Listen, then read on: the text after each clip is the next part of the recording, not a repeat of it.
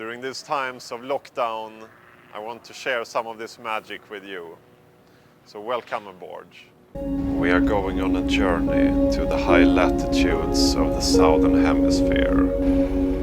We depart from Ushuaia, Argentina, regarded as the southernmost city in the world.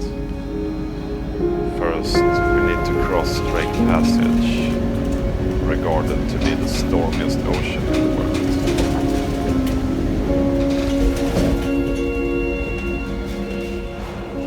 Let's have a look at where we are. We start with highlighting the equator. And we measure the distance to the southern part of Sweden. We transport this distance to the southern hemisphere, and it actually takes us all the way down to Cape Horn. Have you ever dreamt about sailing outside of the map? Then this is obviously where you should go. Around the seventh continent flows the largest ocean current in the world, the Antarctic Circumpolar Current. It's accompanied by a constant flow of low-pressure systems that unhindered make their way around the pole. And all of it wants to squeeze through here, the Drake Passage.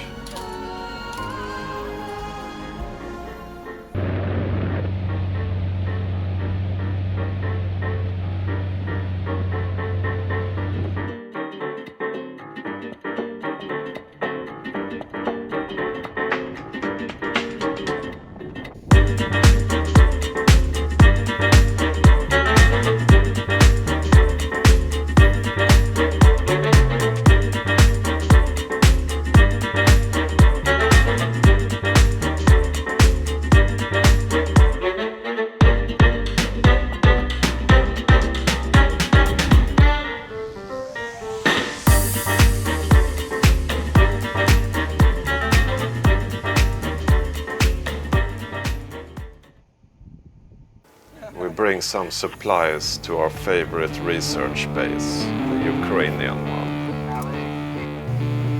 On Vernadsky, they might not have an abundance of fresh tomatoes, but they do have their own moonshine and the southernmost bar in the world.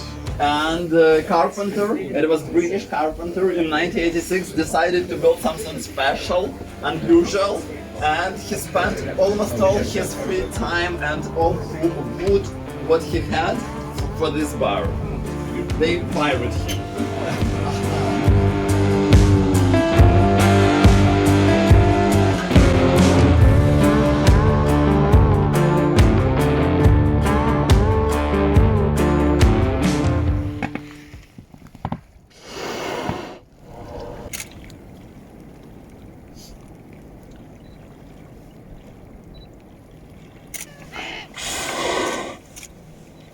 Oh, so nice with the snow in the back.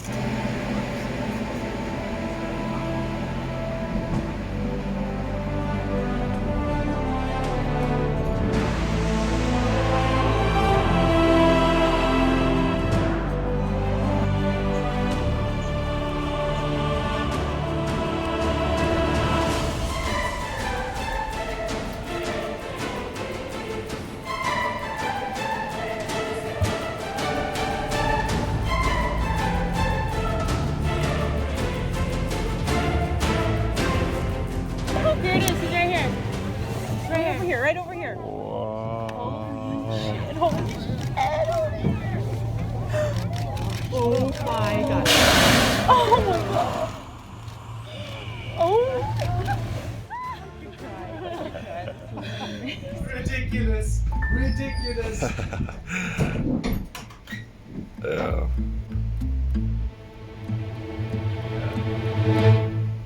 Tomorrow we want to visit Astrolabe Island, but this is the best chart we have of the area. And like many of the charts covering the area surrounding Antarctica, this one has warnings written on it. The area covered by this chart is largely unsurveyed. Mariners should navigate with extreme caution. Looking good. Yeah, welcome to Astrolabe Island on the west coast of the Antarctic Peninsula. So I'm more or less just driving around here with the Cousteau Classic Zodiac, looking for shallows. Quite nice in this beautiful area. And with us we have a laptop with a software called OLEX. This is connected to an echo sounder and a GPS, and it records the depths along our trail, allowing us to make our own charts. To know the location of this shallow for the next time we are here, we simply have to pass above it and record it with our echo sounder. Okay, let's do it. Läskigt hav. 1 meter. 1 meter, ja. Okay. Now the program will generate a 3D image of the seabed based on our soundings, and this is the shallow that we passed above.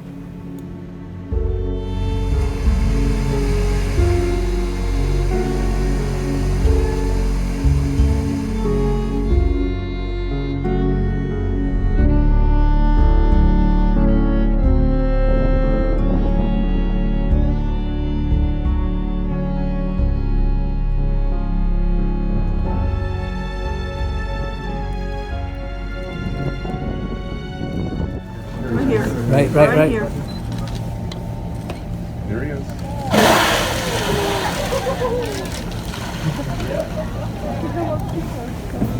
Whoa, holy moly.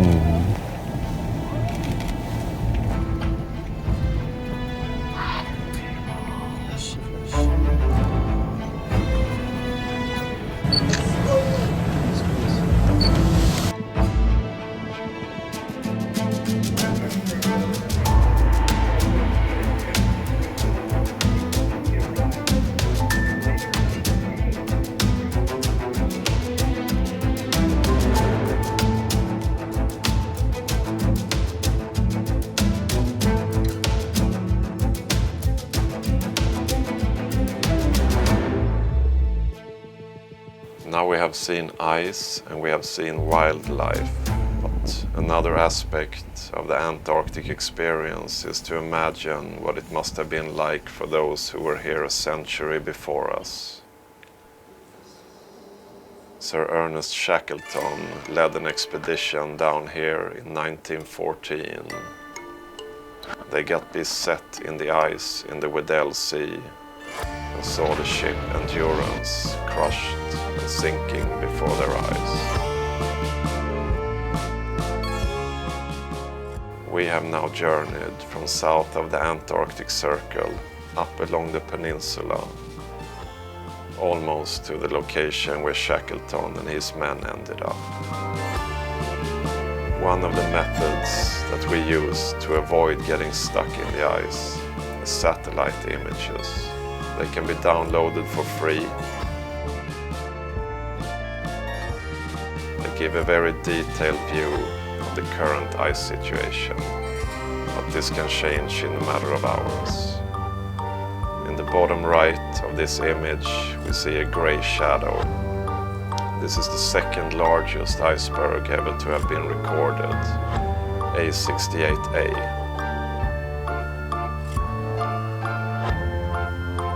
The last image is from May.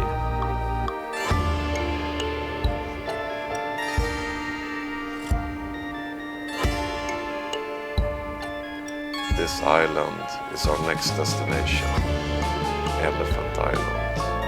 But before we get there, let's have a quick look at that giant iceberg. It's so huge that it has its own weather system.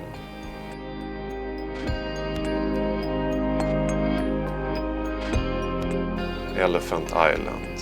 This is where Shackleton and his men managed to take refuge in 3 of the lifeboats.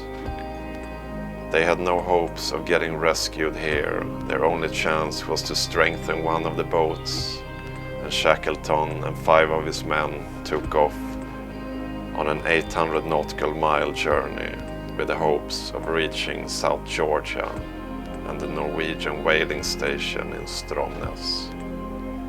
In the next episode we will follow in their wake.